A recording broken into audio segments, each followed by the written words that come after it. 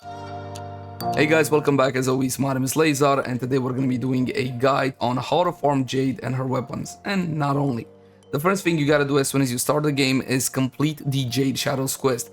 Now this will take you through the whole story. I'm not going to spoil anything for you. It lasts 20 to 40 minutes depending on how fast you are and how much you want to dilly-dally.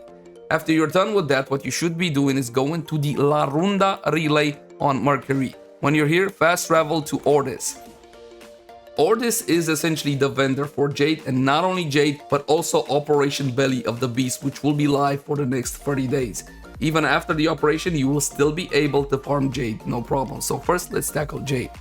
Have a look at Release Vestigial Modes. You will see that this is where you get all the components for Jade. We're talking about the Jade chassis, neuroptics, and systems. You will not need the blueprint. You're gonna get the blueprint when you finish the quest. Of course, if you want to feed her to the helmet, which you should, you will have to get one additional blueprint. Notice the cost: 450 vestigial motes for the blueprint, 150 for everything else. I'm talking about the chassis, neuroptics, and systems. The weapons, however, even Song Bow, Harmony, Sight, and Cantare throwing weapon are 300 a pop. Now, you're gonna be able to farm these modes by doing the brand new game mode, Ascension.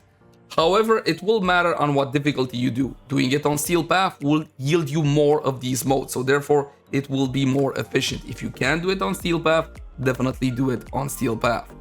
Now, how long will it actually take you to farm? We got a few rough calculations right here. If you just want to get Jade, running on an estimate, strictly Steel Path mode, it will take you roughly 17.3 attempts or completed missions. Now, from our timers, and we didn't go super fast or anything of the sort, it takes roughly 6.5 minutes, maybe even 7, to complete one Ascension game mode. 17 of these to get Jade. I'm talking about one chassis, one neuro, and one system. For the weapons, however, if you want all of the weapons as well, and I do recommend you pick them up, it's gonna take you 44.6. About 44, 45 completed Ascensions to get 900 of these vestigial modes. Now, you can also get Arcanes, and I do recommend you pick them up because they seem to be extremely powerful. I didn't have time to test for the time being. You're looking at 10 a pop. However, you will have to invest a bit to get all of them to R5. One additional detail that you need to be aware when farming Jade. The chassis blueprint, neuro blueprint, and system blueprint do have a chance to drop from the actual mission. Once you complete Ascension, you got a 5% chance at any of these. So far, we completed about 10 of these Ascensions, and we haven't seen one. 5% chance also on Evensong Blueprint, Harmony Blueprint, and Cantare Blueprint. If you manage to get lucky enough to get one of these blueprints, obviously this will take a chunk away from your far time, so I hope you get good RNG. For the time being, we're gonna leave vestigial modes alone. These are strictly for Jade. Next, we're gonna be talking about a different kind of mode. These are called volatile modes, and they're used for the clan event. These volatile modes can be used to purchase weapons, such as the Basmu, Arcanes, cosmetics such as the Cryosigna. For the next 30 days or so, you're going to be getting access to the Belly of the Beast clan event. This can be farmed in two different ways. You can either farm it solo and you're going to be getting access to this inventory. We're talking about bronze, silver, and golden arcanes. Or within a clan, you will be getting access to additional loot. I'm talking about the legendary arcanes, which you do want. Energized Barrier and Grace. Also, this absolutely amazing skin, but as always, cosmetic are subjective and entirely up to you. So if I were you, I would join a clan. Unlike Gargoyle's Cry, you cannot infinitely farm these arcanes. D has restricted to a maximum of 2 R5s per type. Yes, so you can get 2 R5 Energized, 2 R5 Barriers, 2 R5 Grace, for example. Now let's talk a bit about the actual mission. Go to any navigation, and you will see a brand new mission node on the planet Uranus. Now this one is called Brutus, but it doesn't show up until you select it. You have two ways of going about it. You can either go Steel Path or you can go normal. My recommendation to you, go Steel Path, because you will get more modes. The mission doesn't take longer. The enemies are level 150 corpus that melt even without having specialized corpus build or something of the sort, as I will demonstrate in just a minute. Go Steel Path because you do get more modes, which means you're not gonna have to farm as much. You will get your components a bit faster. That said, there's two ways of selecting this one outside of normal and Steel Path. You can either go Belly of the Beast. This is the special limited time clan event. Or you can go the regular one, the Ascension Steel Path, which will remain here after Belly of the Beast is gone. If you go for the clan event, on top of the vestigial mode that you're going to be getting for Jade, you'll also get the volatile modes that you need for the clan rewards. I'm talking about those fantastic Arcanes, and not only. Currently, there is no real reason not to go for Belly of the Beast.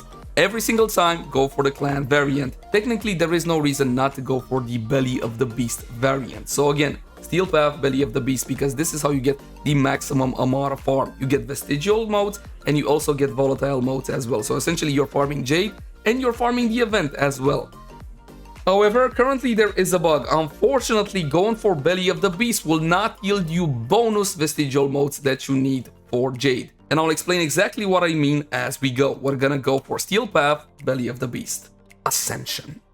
First thing you gotta do is a short defense, after which this green core thing will start moving around. This is pretty simple.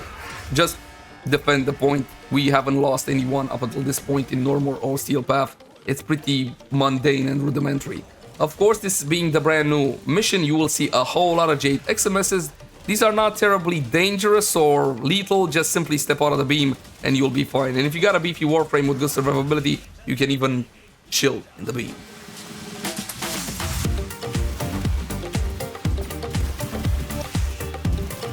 Oh look, there's the beam.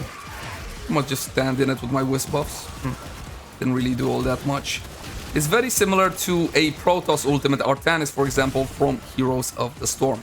That is a jump pad, we'll talk about those in just a minute.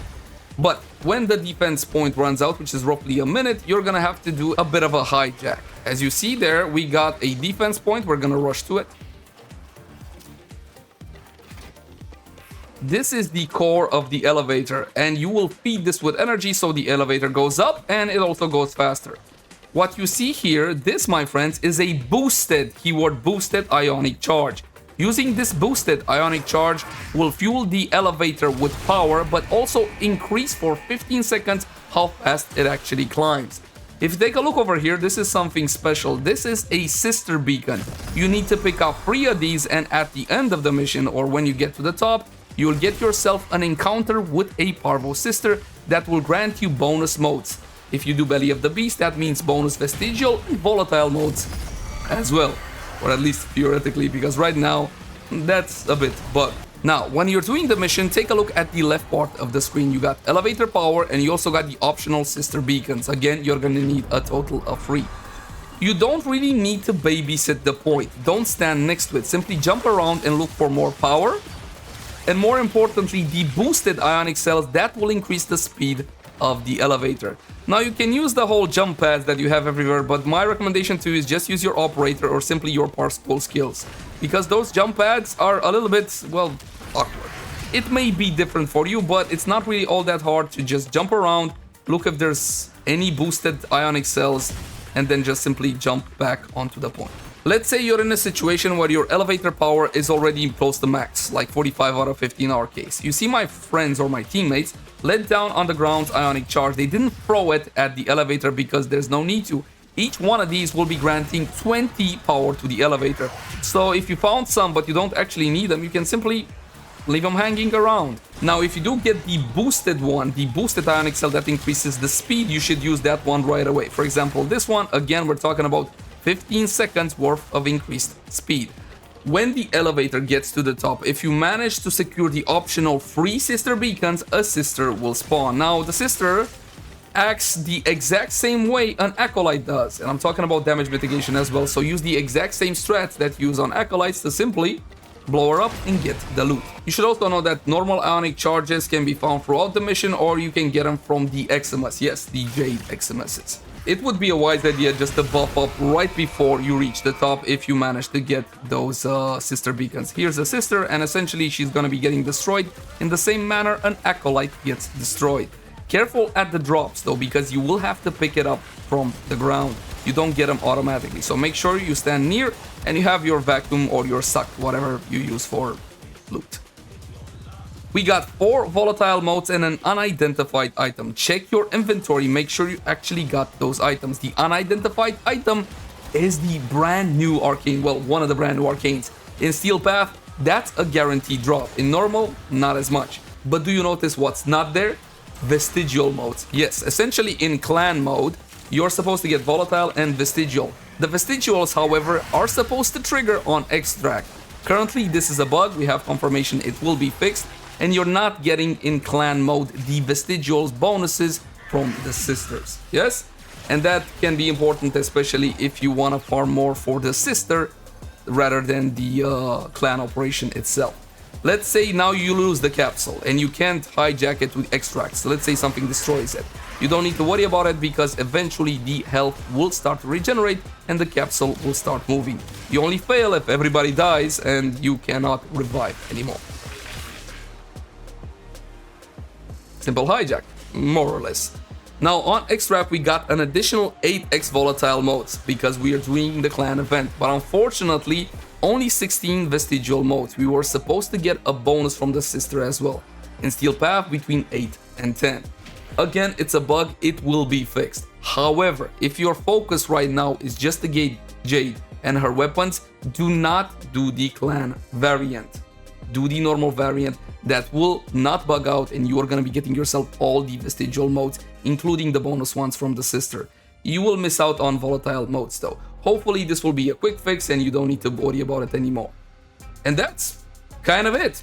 I hope you guys enjoy. As always, my name has been Leyzar. Like, favorite, share, and subscribe only if you enjoy the content. If you got any questions for me, let me know in the comment section down below. Before I go, I want to teach you a trick that I didn't know for the last 7 years in Warframe. Let's say you want to buy a booster. By the way, those boosters work on the stuff, on the modes? No, they do not. So you can forget about it. But let's say you're in a mission and you forgot to buy a booster. What you can do is go to your chat, do a /profile, and then enter the player name shop. It will bring up this screen. Go to his wish list, and in here you're gonna be able to buy any of the boosters, even if you're in the middle of a mission. I mean, how cool is that? You don't actually need to leave the mission, buy it, and then go back in.